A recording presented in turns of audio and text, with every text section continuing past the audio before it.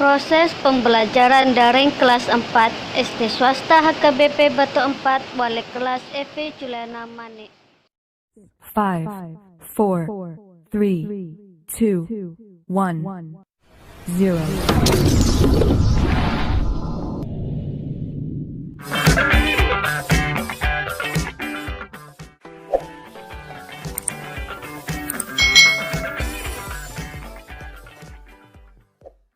Belajar di tema 2, subtema 1 pembelajaran 1. Tema 2 ini tentang selalu berhemat energi. Subtema 1 kita akan belajar tentang sumber energi. Mari kita belajar dengan penuh semangat.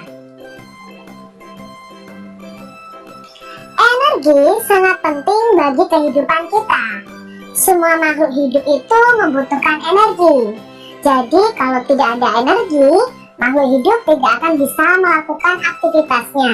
Contohnya manusia otomatis tidak akan bisa belajar, bekerja, dan lain sebagainya.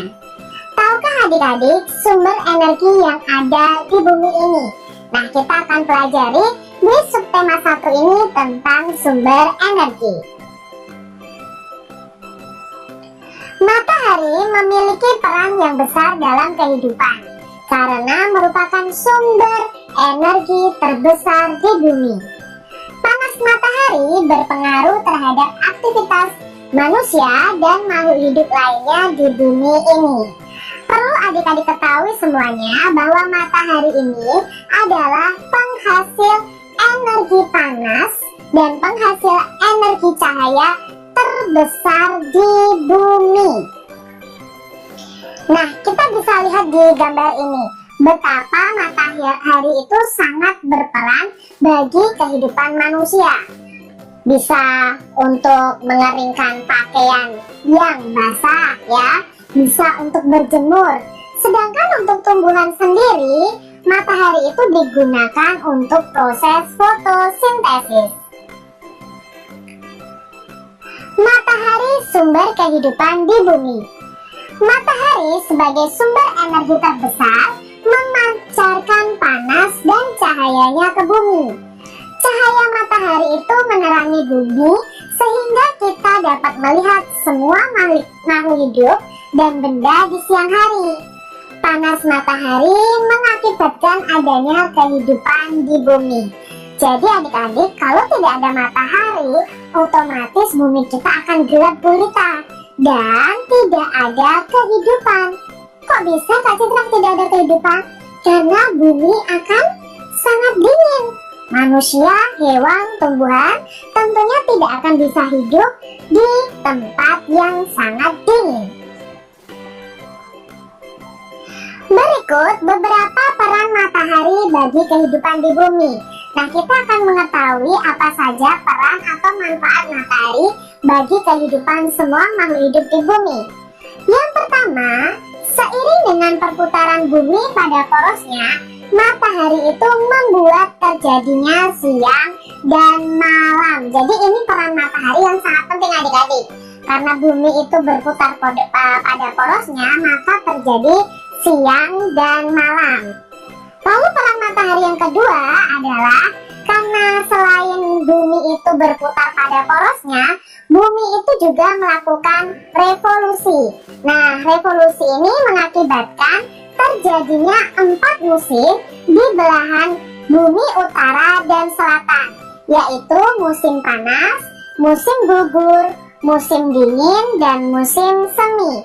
Inilah yang terjadi karena bumi melakukan perputaran terhadap matahari atau disebut dengan revolusi, sehingga terjadi 4 musim adik-adik. Untuk Indonesia sendiri hanya terjadi 2 musim, yaitu musim panas dan musim penghujan. Peran matahari berikutnya adalah pada perputaran air. Nah, adik-adik harus tahu nih, berperan pada siklus atau perputaran air. Kalian sudah belajar tentang bagaimana siklus air itu.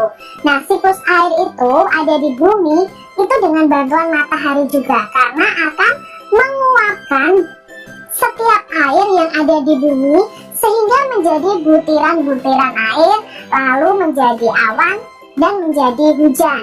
Sehingga di sini ada perubahan cuaca, ada mendung, ada panas, dan ada hujan. Jadi matahari sendiri sangat berperan pada siklus air.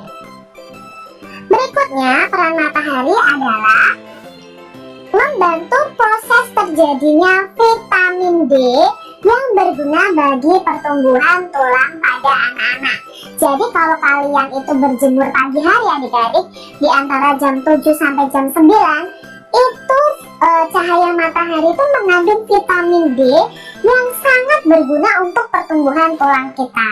Jadi mungkin jam-jam segitu adik-adik bisa berjemur ya. Jadi kalian mendapatkan vitamin D dari sinar matahari. Berikutnya, peran matahari adalah pada proses terjadinya awan hingga terjadinya hujan yang membasahi daratan, hingga semua tumbuhan di daratan dapat bertahan hidup.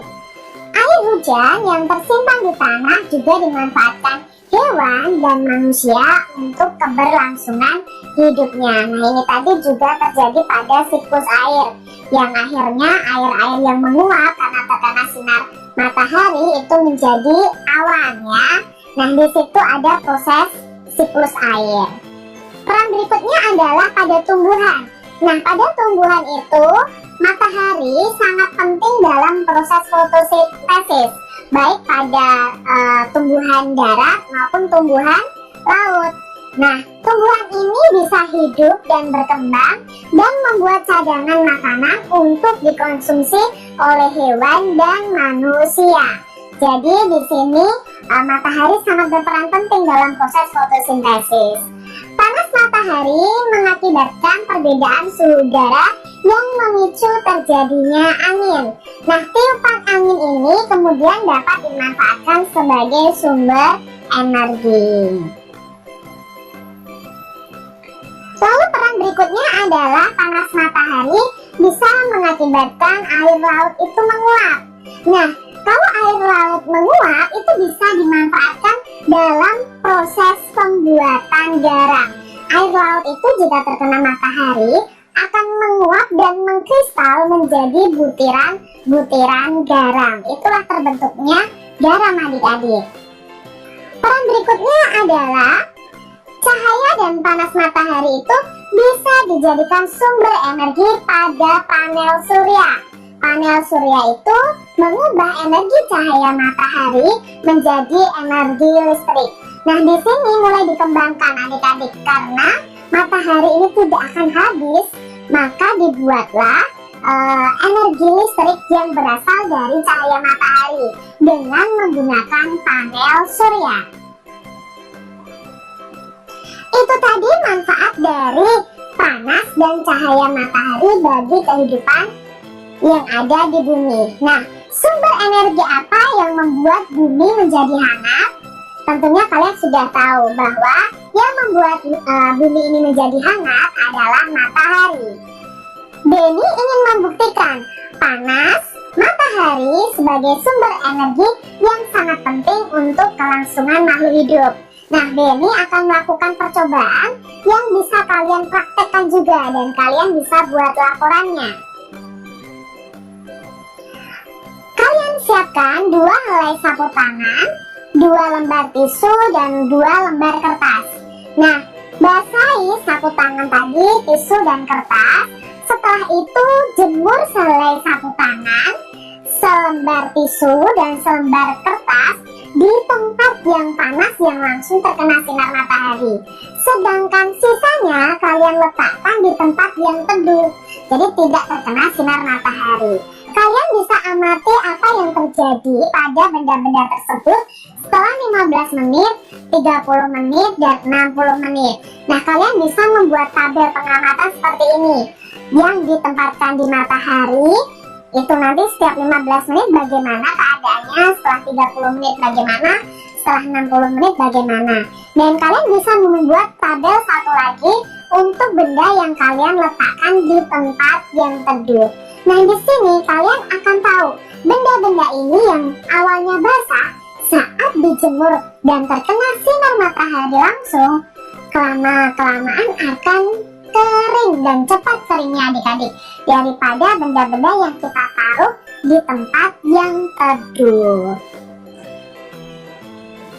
Kisah Ali si biji energi. Aku Ali si biji energi. Aku menanam biji-biji energi di sebuah ladang yang luas di peternakanku. Saat matahari bersinar, ada energi pada cahaya matahari. Cahaya matahari membantu biji-bijiku tumbuh menjadi tanaman-tanaman yang tinggi. Tanaman-tanamanku menyimpan energi itu di dalam akar, batang, daun, dan butiran biji yang baru. Dengan segera, aku akan tumbuh tinggi dengan daun-daun yang lebar dan biji-biji yang baru. Kamu bisa memasak dan memakan aku supaya kamu memiliki energi. Energi ini akan membantumu tumbuh, bergerak, dan berpikir. Aku juga memberi makan hewan-hewan ternak dengan beberapa bagian dari tubuhku, sehingga mereka tumbuh besar dan sehat.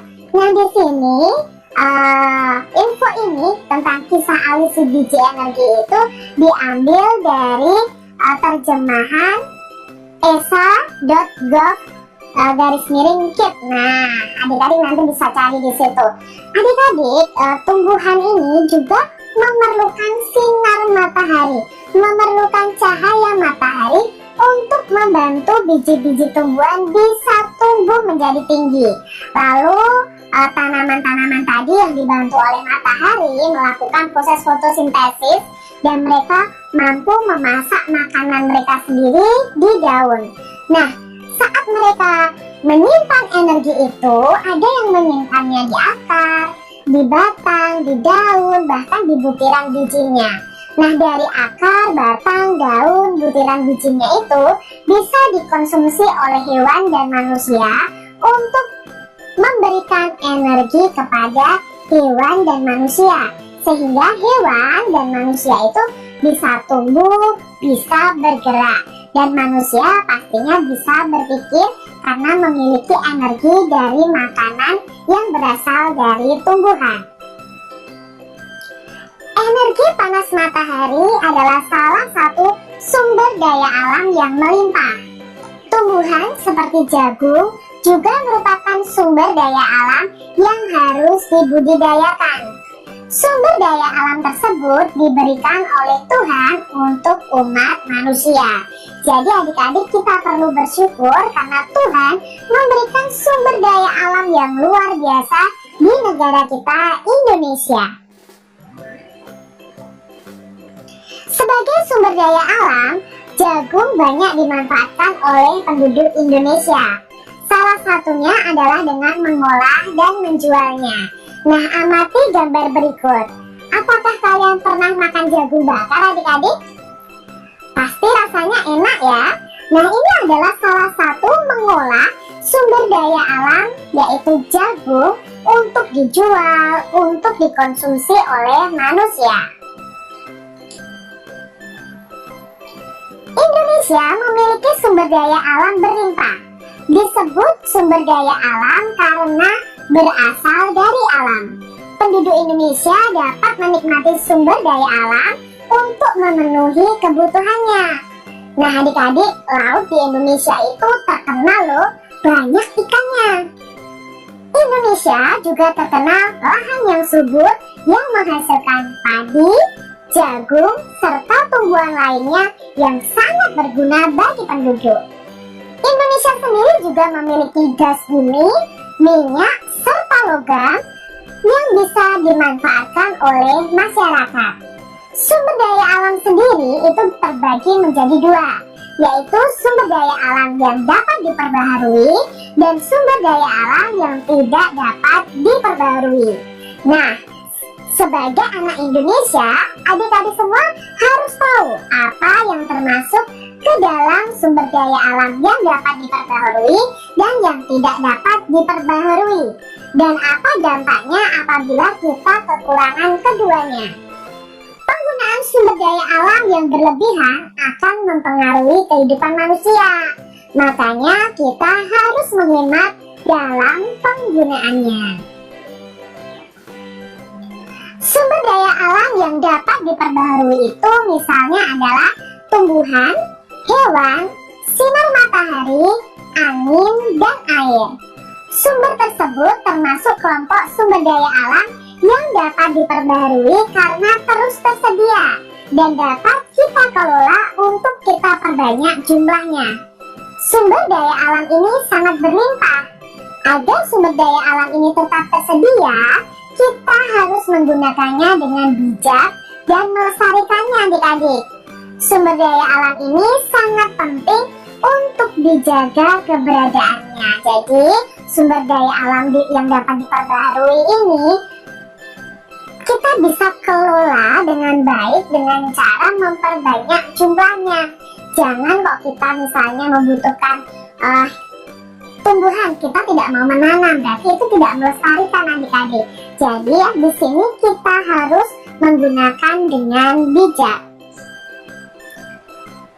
Minyak bumi, emas, besi, dan berbagai tambang termasuk ke dalam kelompok sumber daya alam yang tidak dapat diperbaharui. Mengapa demikian?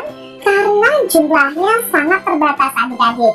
Untuk menghasilkan minyak bumi diperlukan waktu yang sangat lama. Oleh sebab itu kita harus hemat menggunakan sumber daya alam ini. Perlu adik-adik ketahui minyak bumi itu contohnya banyak. Ada bensin, ada oli, ada aspal, dan lain sebagainya. Nah, minyak bumi ini itu berasal dari sisa-sisa hewan yang mati yang di bawah laut itu yang tertimbun berjuta-juta tahun. Nah, kalau kita menggunakan minyak bumi secara boros, tidak hemat, otomatis minyak bumi itu akan cepat habis. Dan untuk menghasilkannya lagi butuh bertahun-tahun untuk bisa menghasilkan minyak bumi yang baru. Maka kita harus menghemat dalam penggunaan sumber daya alam baik yang dapat diperbaharui dan yang tidak dapat diperbaharui. Indonesia yang terdiri atas ribuan gugusan pulau dan terletak pada garis khatulistiwa membuat negara kita ini sangat kaya akan jenis tumbuhan, dari buah-buahan, sayuran, tanaman obat, dan banyak lagi. Indonesia juga memiliki hutan tropis yang kaya akan pohon berkayu dan hasil hutan dengan ribuan jenis hewan di dalamnya. Oleh karena itu adik-adik, Indonesia ini mendapat julukan sebagai paru-paru dunia karena banyak hutan yang ditumbuhi oleh pohon berkayu. Nah, di situ karena banyak hutan dan banyak pohon, itu menghasilkan oksigen yang luar biasa yang kita gunakan untuk bernapas. Makanya hutan yang ada di Indonesia sendiri itu disebut paru-paru dunia. Namun adik-adik, sayangnya saat ini di Indonesia banyak hutan yang dimusnahkan. Pohon-pohon banyak ditebangi dan dialihfungsikan menjadi perkebunan sawit untuk kepentingan industri, bahkan dijadikan sebagai perumahan. Nah, sangat disayangkan ya adik-adik ya, karena banyak hutan yang pohonnya ditebangi dan akhirnya dibuat tempat perumahan, perkebunan, dan lain sebagainya. Kita sebagai bangsa Indonesia tentunya harus bangga dengan kekayaan alam yang berlimpah dan wajib memanfaatkan sumber daya alam tersebut dengan bijak adik-adik. Jadi jangan kita boros-boros dalam menggunakan sumber daya alam.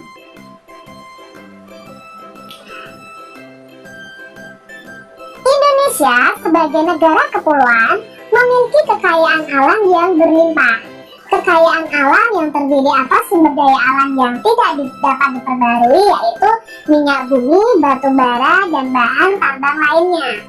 Sumber daya alam yang bisa diperbarui yaitu matahari, air, angin, kekayaan laut, hasil pertanian, hewan peternakan, dan hasil perkebunan. Indonesia sebagai negara kepulauan dengan garis pantai terpanjang di dunia memiliki kekayaan laut yang luar biasa jumlahnya. Ribuan jenis ikan, karang, dan hewan laut lainnya terdapat di perairan kita. Karena itu, Indonesia juga dikenal dengan sebutan ibu kota ikan dunia, adik-adik. Wah, kita sudah tahu ya 2 julukan untuk Indonesia, yaitu paru-paru dunia dan ibu kota ikan dunia. Berarti Indonesia ini sangat kaya akan sumber daya alam. Mari kita jaga dan kita lestarikan bersama-sama.